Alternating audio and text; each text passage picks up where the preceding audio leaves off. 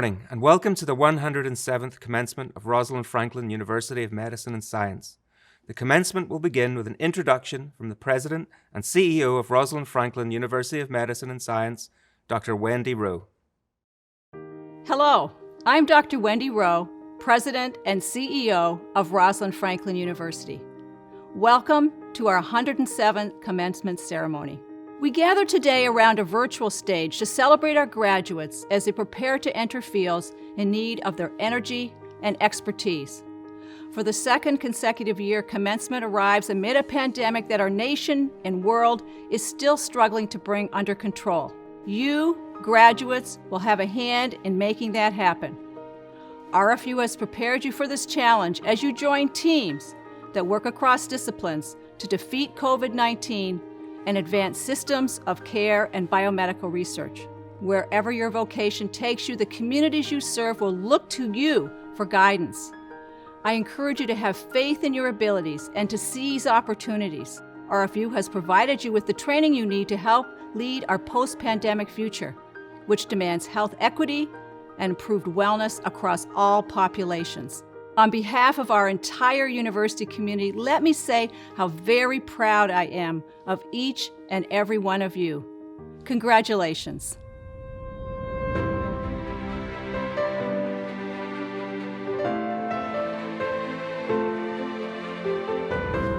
Good morning, graduates. I am Dr. Nancy Parsley, Provost of Rosalind Franklin University.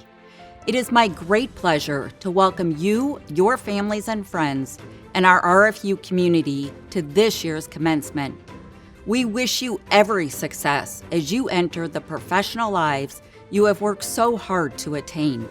As I look back over events of the past year, I admire your strength and tenacity and the empathy you have shown each other and those in your care. Your resilience has been an inspiration. You also demonstrated how we must nurture the relationships that sustain us, especially in times of hardship and challenge.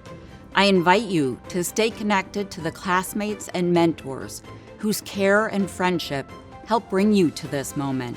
Never forget that Rosalind Franklin University and our network of more than 20,000 alumni stand behind you and believe in you. Again, congratulations on all that you have accomplished. I now have the pleasure of introducing our 2021 graduate speaker. We are proud to continue a tradition that incorporates an address by a current graduate.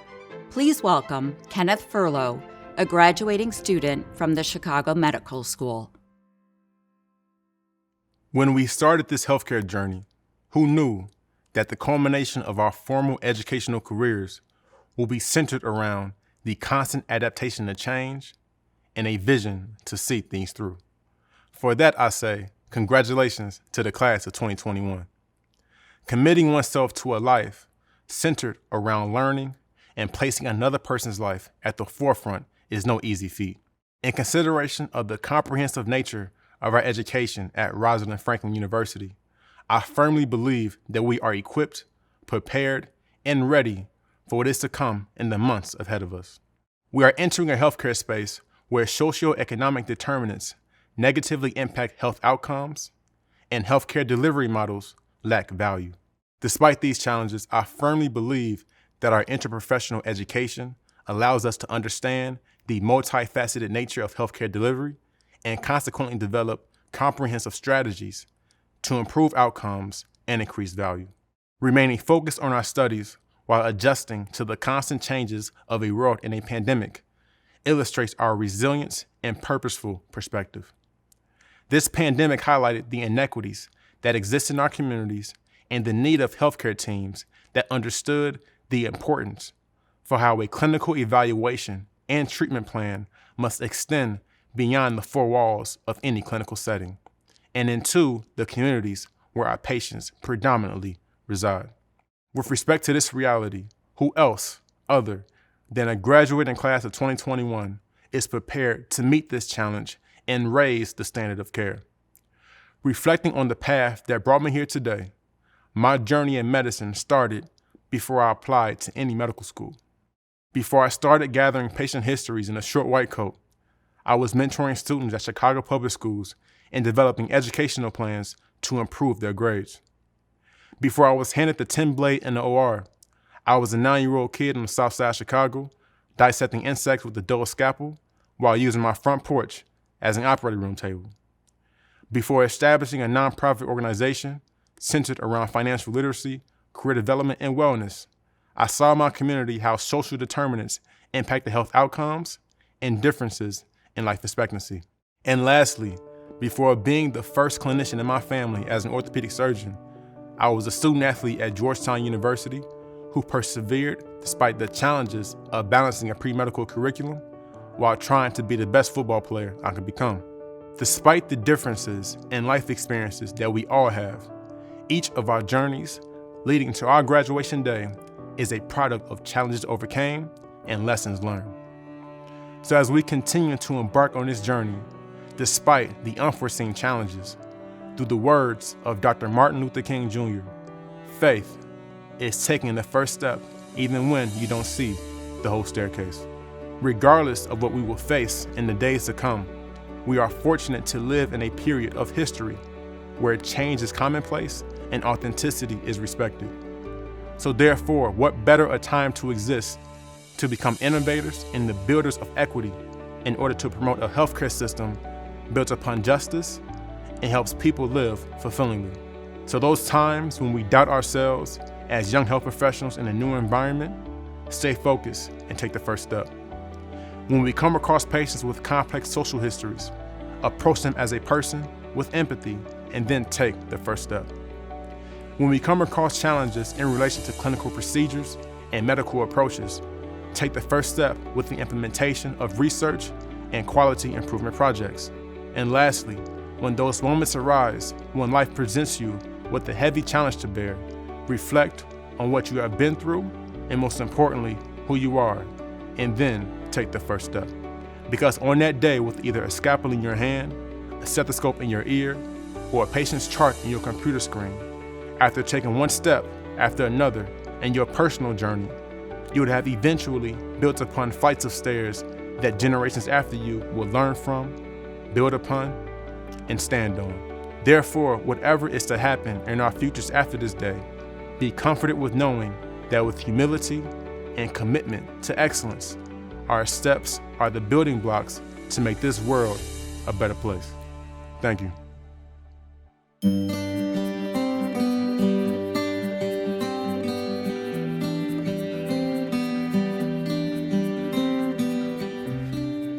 Thank you, Kenneth. It is my privilege, on behalf of Rosalind Franklin University, to confer upon Dr. Ngozi Ezike an honorary degree in recognition of her distinguished career in medicine and public health system leadership. She's a board-certified internist and pediatrician who has served at the helm of several health systems, including her current duties as director of the Illinois Department of Public Health.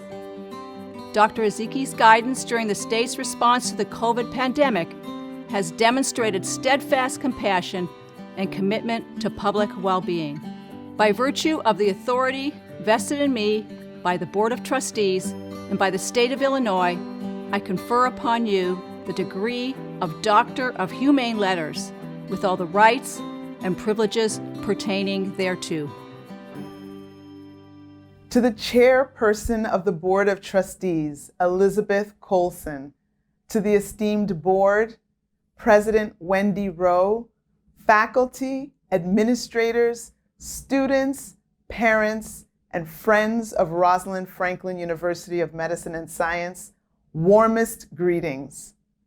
And to the graduating class of 2021, for all the school and national exams you prepared for, the marathon study group sessions, the thousands of hours of lectures you sat through anatomy lab, clinical rotations with such early morning rounding and pre-rounding that it was sometimes better not even to go to sleep for fear of not waking up on time. You did all that was asked of you and more so that you could arrive at this point. And I, although I've never had the pleasure of meeting any of you personally, I am blessed with the honor of being a part of today's ceremony. Though I wasn't physically with you over the last 4 years, trust me when I tell you I understand what you've been through, and I fully acknowledge the extra challenges that this last year and a half have tendered. I humbly thank Chairman Coulson and President Rowe for their gracious invitation to be a part of today's ceremony. Thank you, President Rowe, for your leadership and support of this institution and its students, and by extension, your stewardship of the integrity, professionalism, and ethical standards of my beloved profession. Being afforded this opportunity to speak before you is an honor, and I acknowledge that this opportunity was made possible because I serve as the captain of the amazing, incredible team at the Illinois Department of Public Health, a team that works tirelessly all the time, even before COVID year 2020, working to protect the people of Illinois and to support every Illinoisan in achieving his or her very best health. And yes, a global pandemic put what used to be lots of behind-the-scenes effort in full view for the entire state to behold. But in 2019 BC, before COVID, a newly elected politician, Governor J.B. Pritzker, an ardent champion for diversity, equity, and inclusion, gave me the greatest opportunity of my career in appointing me as the second woman ever and the first woman of color, the first Black woman to ever hold the position of director of IDPH from over its 150-year history. In all honesty, it's been nerve-wracking preparing to address you. It's totally different from COVID press conferences. So before I share the few nuggets I came up with, let me offer a few accolades to some other special groups outside of the graduates.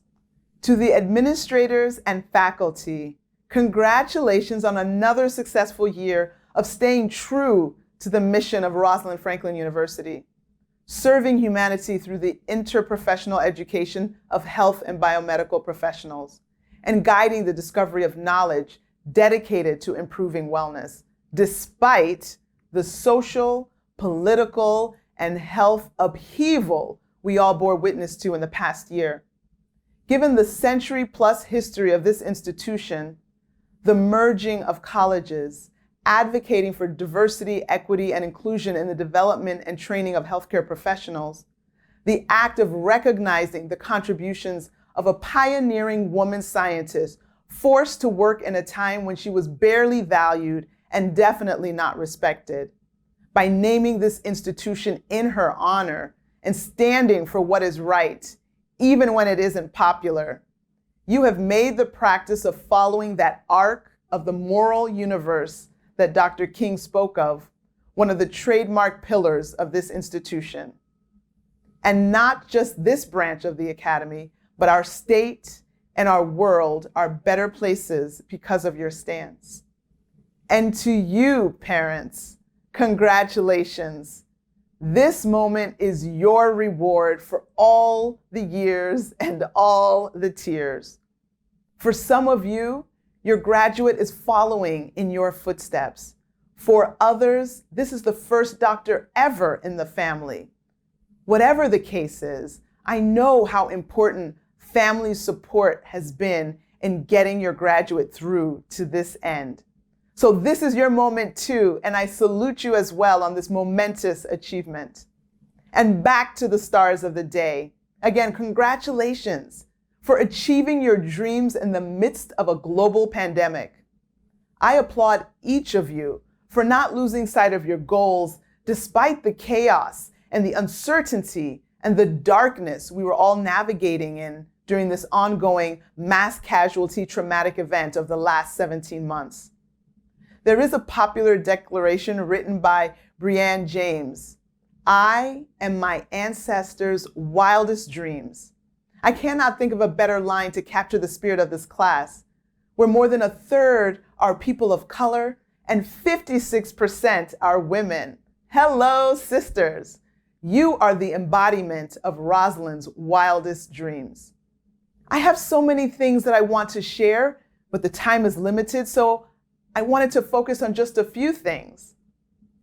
I was going to start with the quote, "There are no shortcuts to anywhere worth going." And I said, delete that. Anyone pursuing the path of medicine is exactly the opposite of someone looking for a quick fix or a quick win or immediate gratification.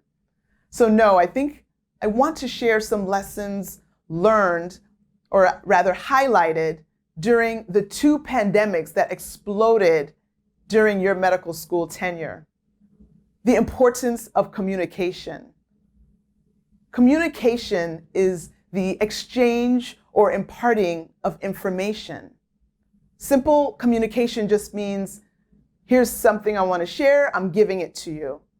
But if you actually change it up and talk about effective communication, now we're talking about a whole new situation. Communication is to effective communication as a drone delivery of eggs from 30 feet in the air is to a driver delivering and handing the recipient at the door their carton of eggs. Effective communication ensures that what was intended to be shared was actually received as intended by engaging in a dialogue and real conversation and ensuring that the right message was conveyed. So just dropping a message versus ensuring that the message you dropped was in fact picked up is the difference between simply communicating and effectively communicating. I'd also like to touch on another important lesson and a part of a recent pandemic of sorts is confronting unconscious and implicit bias. I know some of you are saying, oh no, do we have to talk about racism? If you're tired of talking about racism, I invite you to think for a moment about how tired people who deal with racism and its effects every day.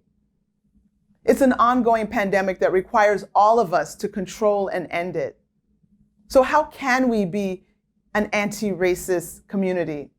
It starts with us all educating ourselves on the history of racism in this country. I encourage all of us to challenge notions that demote one race or culture under another. Let me share an encounter that I experienced when I was in med school some 20 years ago. I was on a clinical rotation in my third year, and there was a lecture series that occurred in the evening with different attending physicians. I remember signing out with my senior resident and my intern, and then proceeding to the conference room in the hospital where the lecture would occur. Being the kind of student that actually prefers to sit in the front, I took a seat in the front row to the left, to the right of center. And I sat there, and people were coming into the conference room and waiting for the attending to show up. And he did, and he introduced himself, and then he launched into a case presentation and said that he wanted everyone to actively participate. And so as they presented the case, they wanted the students to think about what additional history questions would you ask, what would you ask, what would you be looking for on the physical, it delved into what's on the differential diagnosis. You know that drill. And so he went around the room asking every participant to answer some of these questions.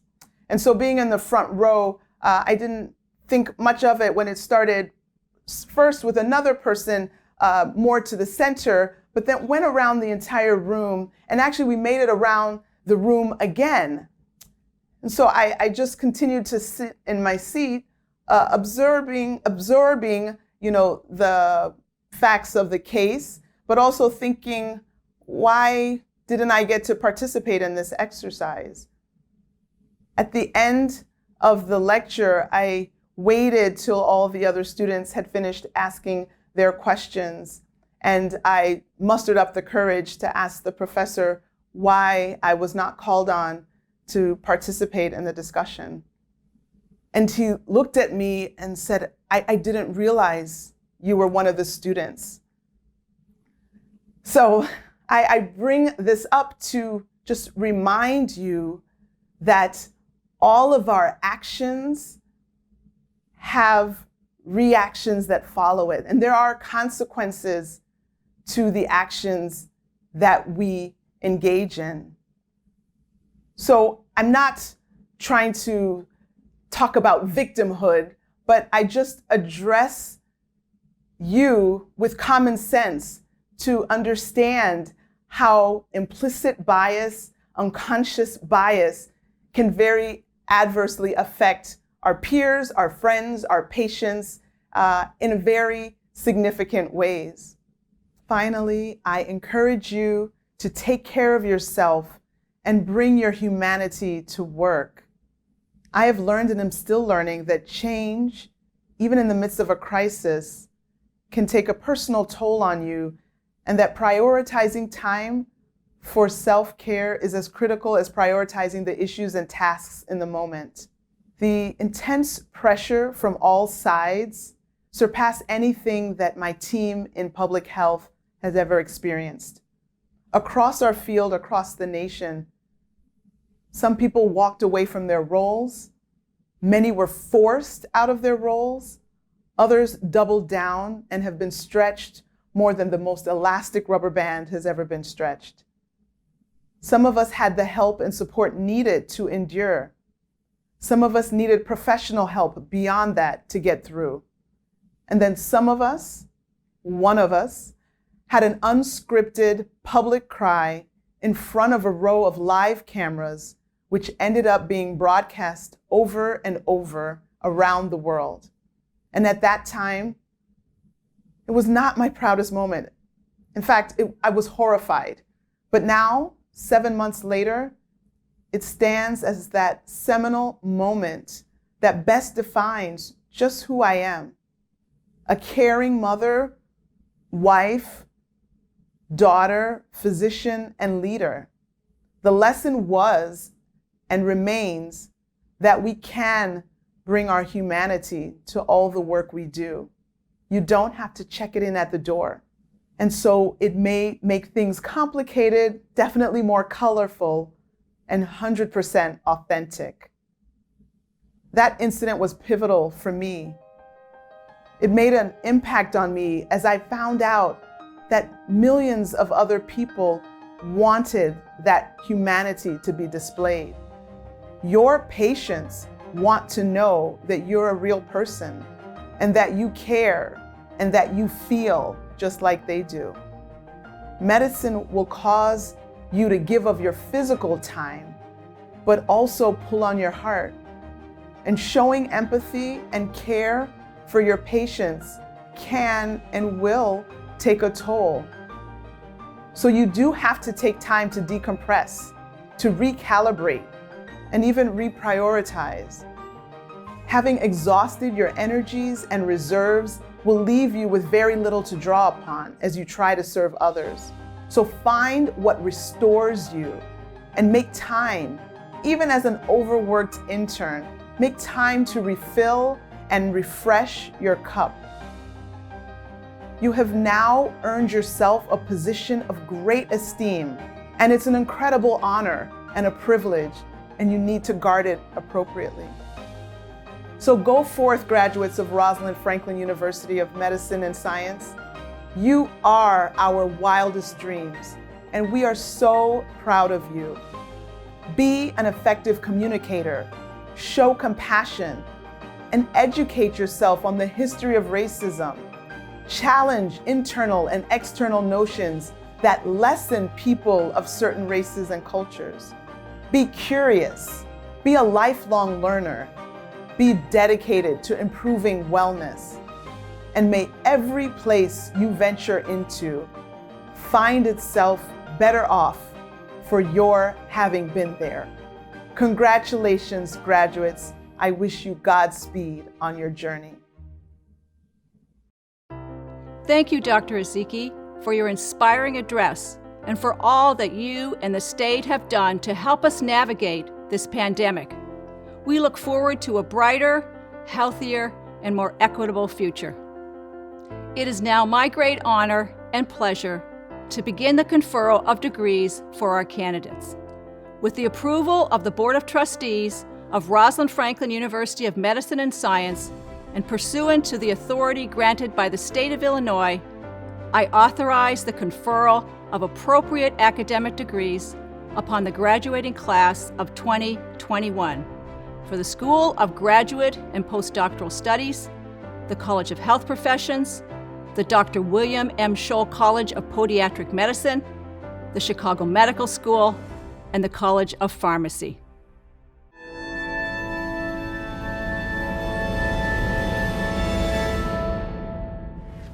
President Rowe, faculty, and honored guests and loved ones, I hereby announce the commencement of the School of Graduate and Postdoctoral Studies.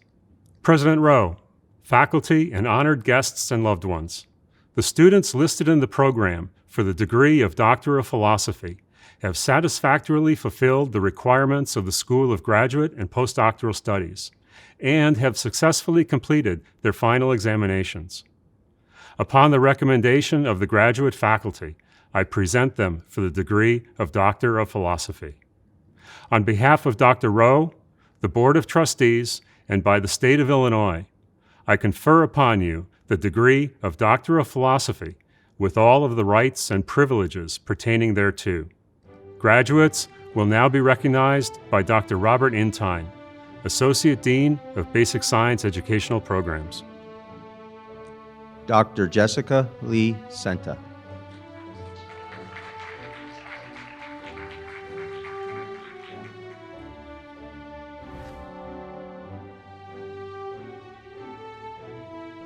Dr. Ren Ellen Michaels.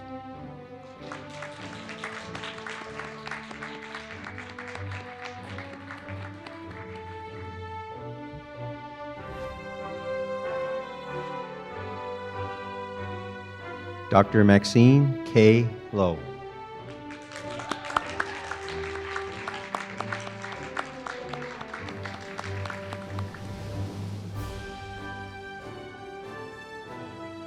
Dr. Catherine Elizabeth Marks.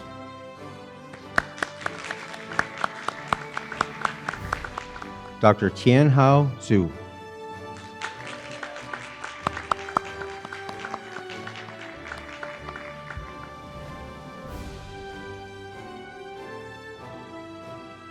Dr. Mentor Thatchy.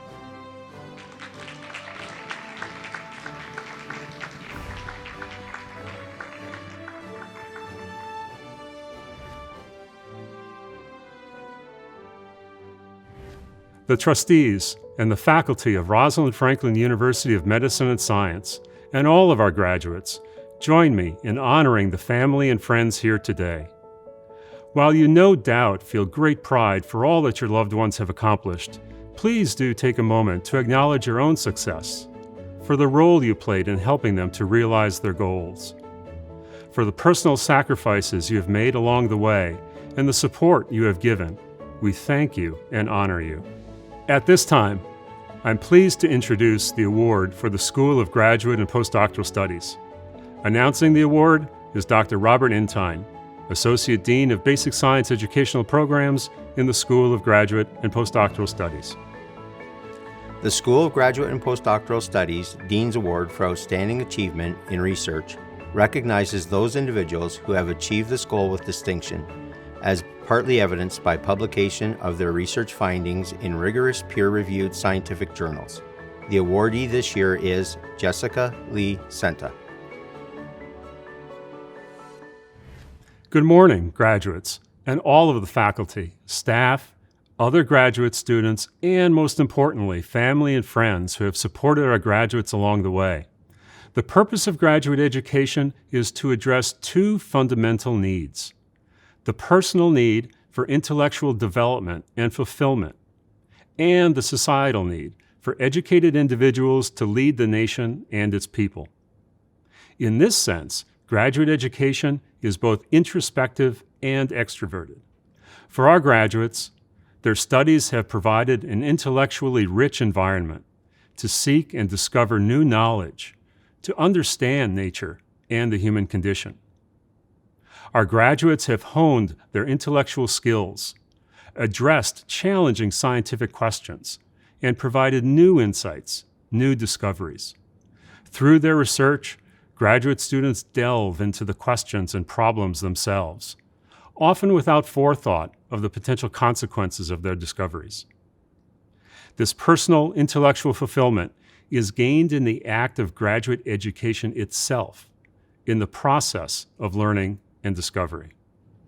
A sampling of our graduates' dissertation titles clearly reflects the depth and diversity of their intellectual endeavors, from therapeutic splice-switching antisense oligonucleotides for Batten disease, molecular regulation of pathogenic T cells, role of developing medial orbital frontal cortex on reward-related neural circuitry, and direct reprogramming of glia into neurons.